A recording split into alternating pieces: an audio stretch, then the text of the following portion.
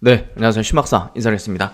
2022년 4월 7일 신박사의 장 마감 복귀 방송 하도록 하겠습니다. 어제 좀 우려하던 부분이 오늘도 좀 이어지네요.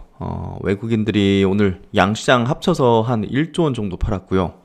또 선물 쪽에서도 한 1조 정도 이제 아니 그 만계약 정도 이제 팔았죠. 그래서 조금 수급 면에서는 이거 좀 잠재된 뭔가 위협이 있는 거 아닌가? 뭐 터질 게 있나 하는 생각이 들 정도였던 상당히 좀 높은 수준의 이제 순매도거든요. 어제 이어서. 그래서 조금은 이제 긴장을 할 수 있는 그런 이제 패턴인데 일단 이제 좀 지켜봐야겠죠. 그래서 오늘 뭐 외국인들이 심하게 판 부분들을 한번 체크해 보면서 그 이유 한번 시나리오, 예, 그럴 만한 어떤 시나리오에 대해서 한번 체크를 해보고 오늘 이제 삼성전자가 1분기 호실적 발표했죠.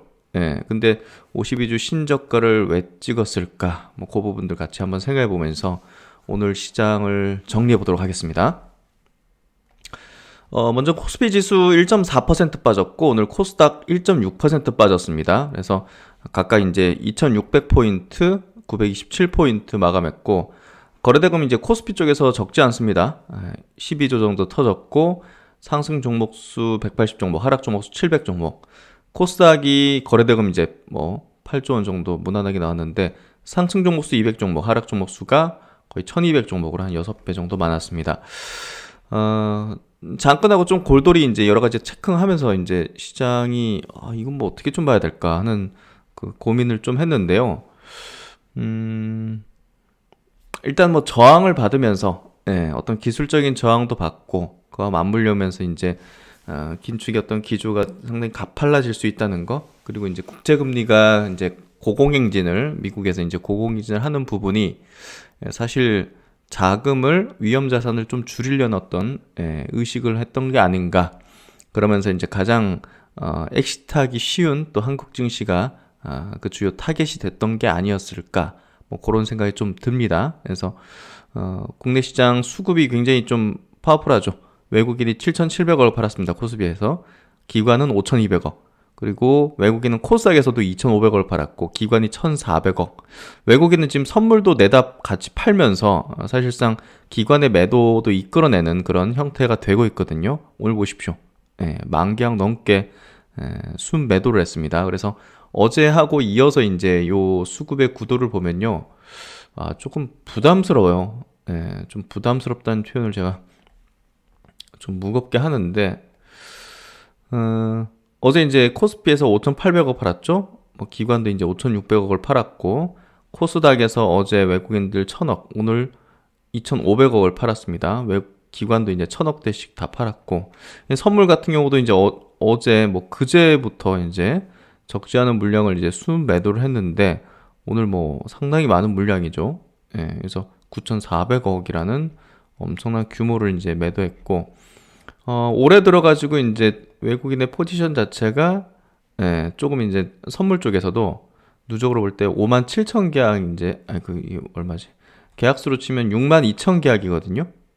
이게 적지 않죠. 그래서 조금 부담을 좀 느낄 수 있는 그런 어떤 수치가 이틀 연속으로 지금 세게 좀 나오고 있다. 그게 이제 미국 국채금리 올라가는 타이밍인데 지금 대외적인 어떤 변수 측면에서는 제가 좀 체크해 드릴 게, 일단 그 상해 쪽에서 지금 코로나 확산이 좀 심각한 것 같아요. 그래서 고강도 봉쇄, 길거리에 차도 안 지나다닐 정도로 엄청나게 이제 봉쇄를 하고 있는데, 중국 경기 둔화가 이어질 걸로 지금 전망한다는 부분, 이게 이제 어떻게 됩니까? 한국 경제 직격탄이잖아요. 한국 경제.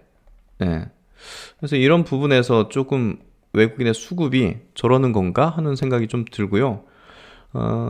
키움증권 이제 연구원님이 이제 쓰신 보고서에서 내부적인 고강도 봉쇄 조치 영향으로 단기적으로 3월과 4월 중국 경기 둔화는 불가피할 걸로 이제 보인다. 특히나 이제 중국의 여러 어떤 지표가 좀 안 좋죠. PMI 구매자 관리 지수가 이제 시장 평균치, 추정치 평균을 모두 밑돌았다. 그리고 서비스업 쪽에서도 하락하면서 서비스 경기 둔화 우려가 커졌다는 거. 어쨌든 지표를 보면요, 모두 이제 경기 위축 국면으로 중국이 떨어졌다는 거죠. 서비스 경기가 큰 폭으로 둔화해서 전반적으로 내수 활력은 떨어질 것으로 이제 생각이 된다. 이달 들어서 중국에서 코로나19 상황, 확산 상황은 나아지지 않고 있다. 그래서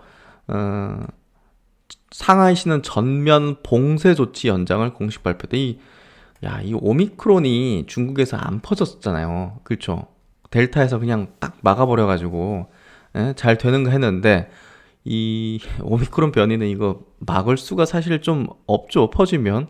그래서 이게 뒤늦게 발동되는 국가들이 지금 굉장히 좀 확산세가 빠르게 진행돼요. 우리나라도 이제 어떻게 보면 뒤늦게 발동 걸리면서 지금 수십만 명씩 지금 발생되지 않습니까? 그러니까 이 부분도 지금 외국인의 어떤 매도 수급에 영향을 미치고 있을 가능성이 높겠죠. 그래서 이 부분도 좀 봐야 될 것 같고, 주요 도시를 봉쇄하는 등 고강도 방역 조치는 실제 중국 경기 둔화로 이어질 수밖에 없다는 점이죠. 그래서 이 부분이 좀 한국 증시의 어떤 외국인 수급을 좀 안 좋게 만든 게 아니었을까 하는 생각도 들고요. 두 번째는 북한이 지금 뭔가 좀 움직임이 좀 뭐랄까 느낌이 이제 슬슬 또 핵실험 가능성까지 열려 있죠. 지금 미사일을 계속 쏘고 있는데 ICBM 그 미국 본토까지 날릴 수 있는, 우리는 미국까지 날릴 수 있는 미사일을 갖고 있고 거기에 핵을 붙여서 우리는 뭐 위협을 줄 수 있다. 지금 뭐 우크라이나 전쟁을 보면서 핵이 없는 국가가 어떻게 되는지를 이제 명확히 아마 북한도 인식했을 것 같고, 뭐 그런 부분에서 볼 때 또 이제 우리나라 정권도 바뀐 어떤 측면에서 뭔가 핵실험을 할 가능성이 높지 않겠는가 하는 지금 어떤 외신의 어떤 보도들이 계속 나오고 있죠. 이 부분은 지금 미사일을 뭐 동해로 쏘고 하는 것보다는 파워풀한 거죠, 사실. 그래서 한반도 리스크, 이제 컨트리 리스크 때문에 사실 외국인의 수급이 일부 빠져나가는 거일 수도 있을 것 같고요. 또 이제 지금 우크라이나 전쟁 자체가 장기화되고 있고, 그 러시아 같은 경우는 지금 20조인가요, 30조인가요 하루에 쓰고 있는 전쟁 자금이 어마어마한 규모라고 합니다. 그래서 이거 계속하면 러시아가 망하게 생겼어요, 사실. 그래서 러시아가 완벽한 뭐 우크라이나의 항복을 이끌어내기 위해서 정말 상상하기도 싫은 뭐 이제 소형 핵무기를 쏴버려가지고 이제 그냥 무조건적인, 뭐 옛날에 이제 미국이 일본에 핵을 두 방 쏴가지고 이제 무조건적인 항복을 받아냈지 않습니까? 그런 거 하는 거 아니야? 뭐 그런 어떤 지금 뭐 푸틴 대통령이 뭔가 좀 정상적인 어떤 지시나 어떤 상황 파악을 하지 못하는 게 아닌가 하는 생각도 좀 들거든요. 지금 제가 이제 볼 때 그때. 그래서 그런 부분에서 볼 때 이런 어떤 위협의 가능성들이 어떤 정보기관이나 이런 측에서는 더 빠르게 이제 알게 되잖아요. 그런 것들이 전체적인 어떤 글로벌 증시에서의 어떤 위험자산 이탈을 선제적으로 좀 만든 거 아니냐? 뭐 이런 생각도 좀 들고요. 그래서 제가 볼 때는 이제 이 세 가지 포인트, 대외적인 어떤 포인트가 있는데, 그 중에서 이제 중국 쪽의 코로나 확산이 보다 더 가장 이제 외국인 매도가, 그들이 이제 빠져나가는 이유가 있겠죠. 패시브든. 이게 상해가 아닐까. 중국의 코로나 확산이 아닐까. 뭐 그런 생각이 좀 듭니다. 그래서 이제 미래에셋 증권에서도 오늘 이제 마감 이제 리포트에서 미국 연준의 강력한 매파 기조, 그리고 중국 경기 둔화 우려에 이제 하락을 했다. 이 두 가지 포인트가 아무래도 이제 영향을 좀 미친 게 아닌가 생각이 되고요. 미국에서 이제 10년물 국제금리 급등하면서 나스닥 기술주 중심으로 하락했던 영향이, 우리나라가 이제 워낙 이제 성장주가 시총 상위, 이제 코스닥 상위에 있기 때문에 그 영향을 조금 더 받았던 게 아닌가. 또 상하이 봉쇄 연장으로 공급망에 대한 우려가 좀 낮아지고 있었는데 또다시 이게 이래 돼버리면 이거 언제 회복되는 거냐 이런 거죠, 결국은. 그래서 이런 것들이 결국 이제 인플레라든지 원활하게 또 글로벌 시장에서 뭐 제조업체들 공장 잘 못 돌아가는 그런 것들을 만들어내면서 사실상 외국인들이 아직 아닌가 보다 하면서 안전자산 선호 심리 확대가 만들어낸 약세 흐름이 아니겠는가. 그래서 사실상 뭐 이제 뭐 리오픈되고 여행 가고 여행객이 뭐 들어오고 우리나라로 이런 거에 있어가지고 중국이 빠질 수 없잖아요. 사실 가장 큰 포지션을 갖고 있고. 근데 중국이 막 코로나 때문에 지금 뭐 이러고 있는 상황에서 뭐 리오픈 뭐 카지노객이 오겠습니까? 뭐 호텔 면세 그렇잖아요. 그게 이제 오기 어렵잖아요. 막 중국. 예. 그래서 그런 게 오늘 좀 영향을 좀 크게 미친 것 같아요. 오늘 뭐 성장주든 리오픈 관련주들은 같이 빠졌죠, 그냥. 예. 이거는 이제 전체 리스크적인 어떤 체계적인 리스크 차원에서 이제 시장이 발동됐다는 거거든요. 예. 어떤 특정 업종이라든지 이런 게 아니었기 때문에 사실상 뭔가 전체 어떤 분위기가 시장을 좀 장하겠다 이렇게 좀 보면 될 것 같습니다. 그래서 이제 오늘 한국 시장 이렇게 또 1.4%, 1.6% 각각 코스피 코스닥 약세를 만들었고 나스닥 어제 2.2% 빠졌습니다. 다우 0.4%덜 빠졌죠. 그러니까 기술주 성장주 위주로 많이 빠졌다는 거죠.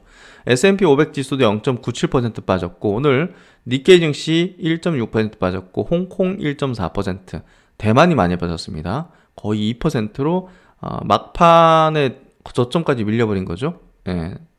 그리고 이제 상해 증시 1.4% 밀렸습니다. 그래서 오늘 전체적으로 증시, 아시아 증시 줄줄 흘러내리는 막판까지 줄줄 흘러내리는 형태로 만들어졌다. 이렇게 좀 보시면 될 것 같고 어쨌든 시장 전체적으로 지금 한 이틀 연속 지금 외국인 기관의 대량 매도로 지금 뭔가 좀 분위기가 굉장히 침울하게 좀 바뀐 그런 형태가 좀 보여지는 것 같고요.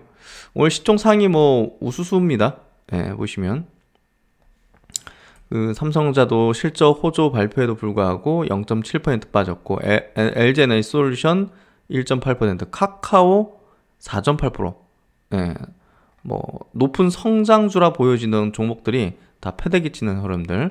카카오뱅크 4%대, SK이노베이션 4% 빠졌고 카카오페이도 3%, HMM이 6.6%. 와, 많이 빠졌네요. 하이브도 3% 빠지는 모습. 야, 중장기평 다시 또 깨는 형태가 벌어졌네. 네이버도 2.7% 빠졌고요. 셀트리온 1%대. 그나마 이제 시장 대비 덜 빠졌습니다. 삼성바이오도 보합. 그렇죠.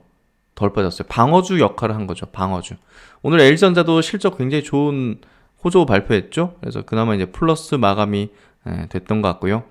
그리고 이제 코스닥 넘어가서 오늘 유무장증자 발표 어제 장 끝나고 했던 에코프로빔이 그래도 시초가 대비 밀리긴 했지만 1.4% 상승했다는 거는 굉장히 유의미하죠. 그만큼 유무상증자가 이제 호재라는 식으로 이제 시장에서는 인식했다는 겁니다. LNF도 1.5% 상승하면서 지금 오늘 시장에서 2차전지가 그나마 이렇게 또 강했던 흐름들. 셀트리온 헬스케어가 오늘 보합으로 좀 막아줬네요. 셀트리온 제약이 1.6%. 그러니까 이 1, 2, 3위가 안 빠지고 오히려 올랐잖아요. 보합 내지는. 근데 이제 코스닥이 1.6% 빠졌다는 거는 그 아랫단의 기업이 3, 4%씩 대략 빠졌다는 거죠, 사실. 그래서 오늘 보시면 뭐 3%, 4% 빠진 거를 많이 볼 수 있죠. 위적 스튜디오, 아프리카 TV 뭐 이런 것들, 고성장하던 기업들, 컴투스, 리오픈의 이제 대명사인데 파라다이스도 4% 밀리는 흐름들. 그래서 이런 어떤 오늘 시장 전체적으로 어떤 리스크 차원에서 움직였다. 이렇게 좀 해석하면 될 것 같고요. 사실 오늘 같은 날은 그 시장이 이렇게 빠지는 와중에서 올라가는 종목들을 좀 유심히 볼 필요가 있습니다. 이런 종목군들이 저가 매수가 이제 굉장히 탄탄하다는 거고 모멘텀이 이제 강력하다는 걸 얘기해 주는 거거든요. LG노텍 같은 거 보십시오. 0.5% 플러스 났죠. 현대오토에버 이제 어떻게 보면 현대차 그룹의 소프트웨어를 담당하는 어떤 그 앞으로 이제 가장 유망할 수 있는 그룹 내에서 이제 관계사로 볼 수 있는데 뭐 자율주행 관련해서도 앞으로 이제 주목받게 될 거고 오늘 0.7% 상승했잖아요. 그래서 오늘 같은 날 최근에 보십시오. 기관의 수급이 쭉 계속 들어오는 모습. 그래서 자율주행 이제 요 분야에서는 사실 현대오토웨버가 다 탑픽으로 이제 볼 수가 있겠죠. L전자도 오늘 호조 발표했죠. 실적 호조 0.4%, MC넥스 0.7% 상승해서 이런 종목들이 좀 올랐다 보시면 될 것 같고 그리고 이제 오른 종목 찾기가 쉽지는 않은 것 같습니다. 앱클론 같은 기업이 3.9% 상승. 이 카트 치료제가 지금 상당히 좀 국내에서도 급여가 되면서 후발 주자들에 대한 어떤 상당한 어떤 기대감들이 좀 불고 있죠. NK맥스 같은 경우는 아스코 6월달에 열리는 아스코 학회에서 상당히 기대되는 어떤 임상 발표가 있죠. 그게 이제 미리 부는 것 같고요.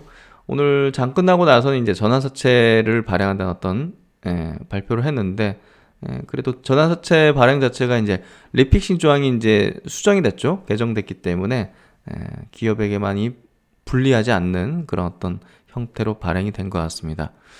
오늘 뭐 바이오 섹터는 대체적으로 이제 약세였고, 당연히 오늘 반도체 섹터가 그나마 좋았습니다. ISC, ISC 오늘 7.7% 상승, 심택이 2.2% 상승, LX 세미콘이 1.7% 상승, 그리고 대덕전자 2.5% 상승, 테크윙 2% 상승, 그리고 SF 반도체는 1.3% 약세. 그래서 그래도 시장 대비 아웃퍼폼 하고 있어요. 이게 3개월, 6개월 단위로 이제 분기 단위로 끊어서 보면 시장 대비 계속 좋은 어떤 흐름이에요. 해성 DS도 보시면 그렇죠? 꾸준한 우상향. 그래서 원익 머티리얼즈도 0.5% 상승해서 원익 IPS, 테스, PSK, 그리고 유진테크. 그래서 무난하게 이제 시세 흐름들이 발현되고 있는 모습인 것 같고요. 오늘 이제 뭐 오비고 같은 자율주행 관련된 중소형주들도 나쁘진 않았습니다. 캠트로닉스도 플러스권으로 시장 대비 나쁘지 않았던 모습을 좀 보여준 것 같고요. 오늘 이제 코스모 신소재도 4.6% 상승해서 뭐 2차전지 섹터 내에서도요, 좀 흐름은 좀 다릅니다. 보면 그런 모습들을 좀 보여주고 있고,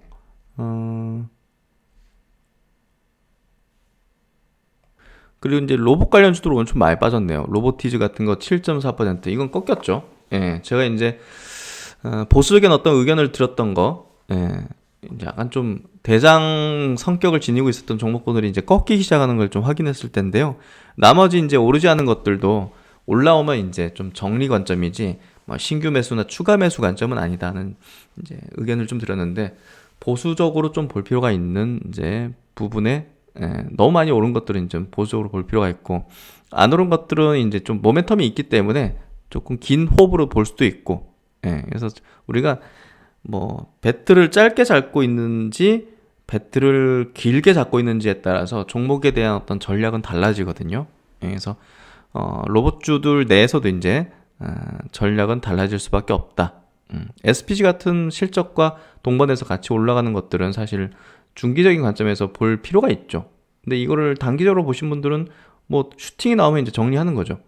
그래서 정답이 없습니다. 정답이 없다는 게 내가 단기로 보느냐 장기로 보느냐에 따라서 전략이 달라질 것이며, 또 이제 이 기업에 대해서 뭔가 이제 기술적인 포인트에 조금 더 중점을 둔다면 이렇게 양봉 형태가 세게 이제 나왔을 경우 조금 이제 뭐 차익 실현 내지는 이런 것들로 이제 전략을 좀 세울 수도 있겠죠. 그래서 다양한 어떤 각도에서 우리가 이제 전략을 세울 수 있다. 그래서 그런 것들을 좀 이해해야 이제 주시장에서 꾸준하게 수익을 낼 수 있는 투자자가 될 수 있다고 봅니다.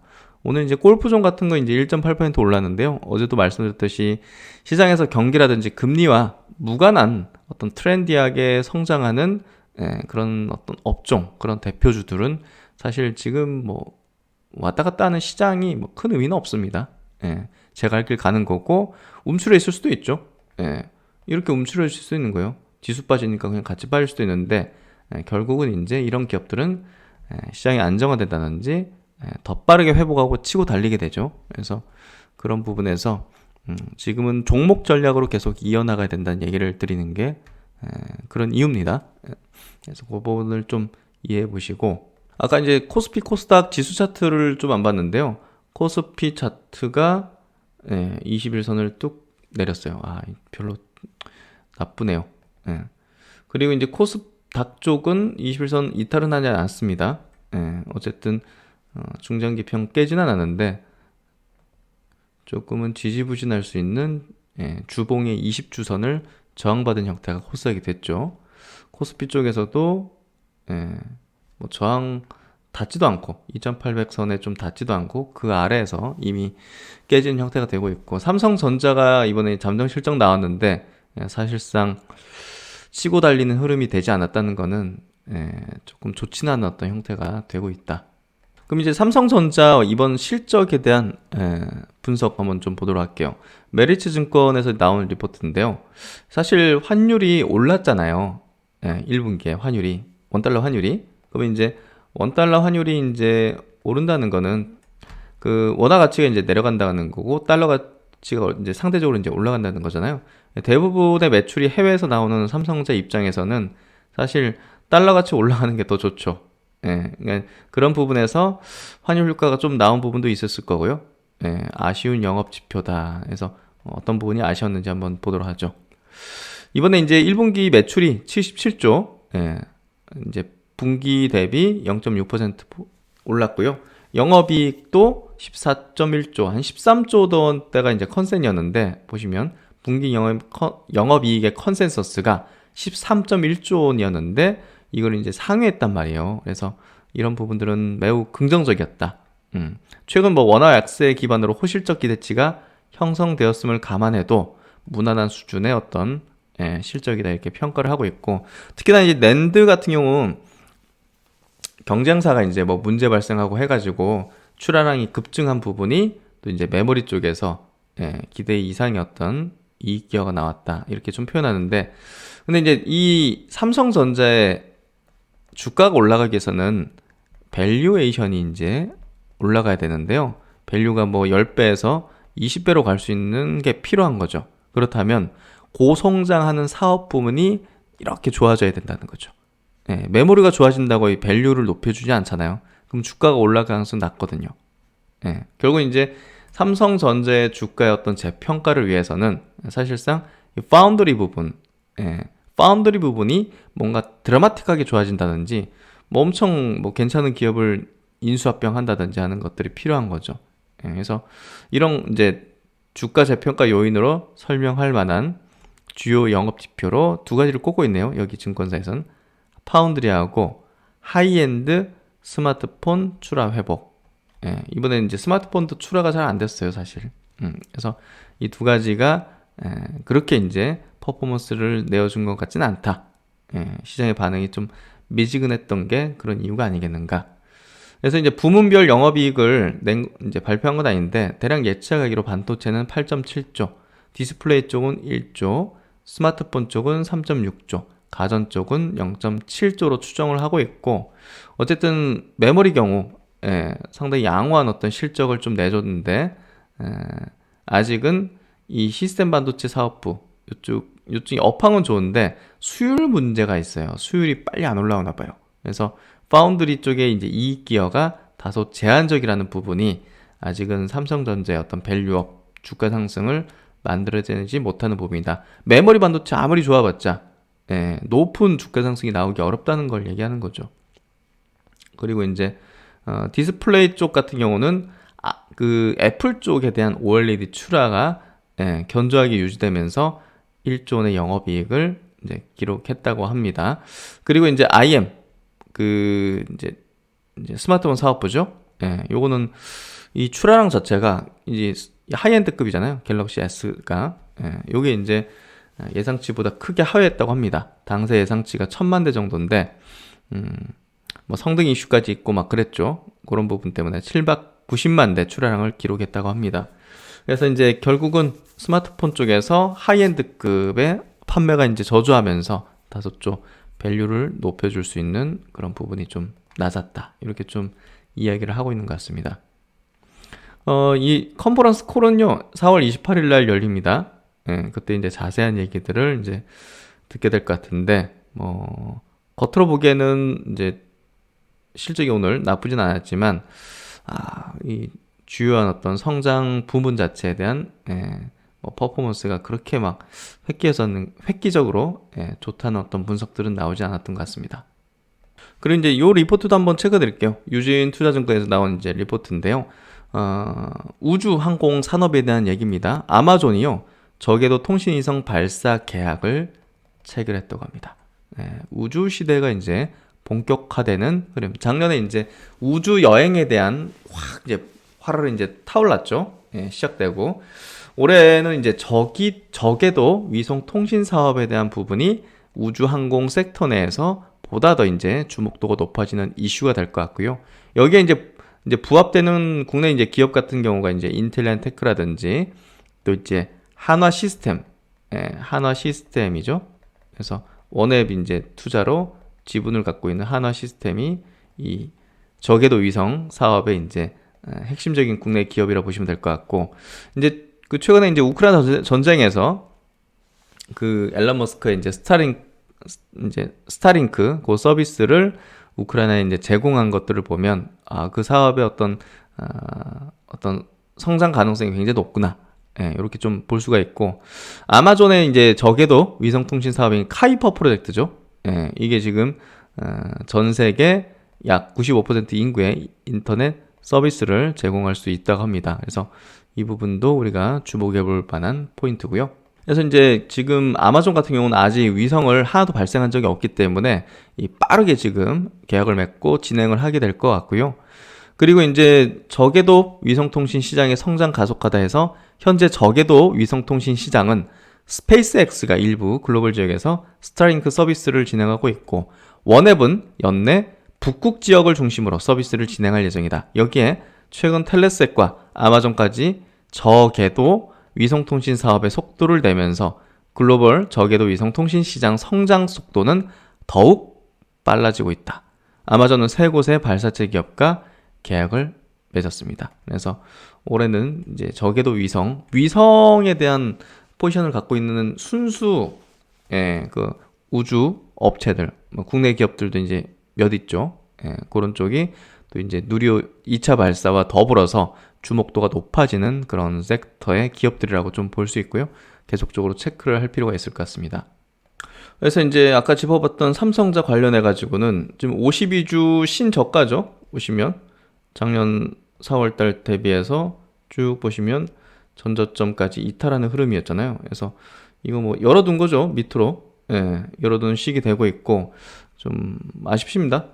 삼성전자가 움직일 수 있어야, 아니면 좀 안정된 어떤 시세 흐름이 나와야 이제 지수 자체도 좀 좋아질 수 있는 건데, 이게 전저점 깨면서 52주 신저가를 냈다는 것 자체는 한국 증시가 이제 조금 이제 좋지 않다는 거죠, 지금 현재. 그래서 그런 부분에서 좀 부담이고, 아까 말씀드렸듯이 성장 사업 부문에서 뭔가 괄목할 만한 성과들이 좀 나오는 게 삼성전자가 다시 또 반등하고 나아갈 수 있는데 필요할 거고요. 그런 게 이제 보이지 않았기 때문에 겉으로 보이는 거는 서프라이즈지만 사실상 좋은 어떤 실적 발표는 아니었다고 시장에서 본 것 같습니다.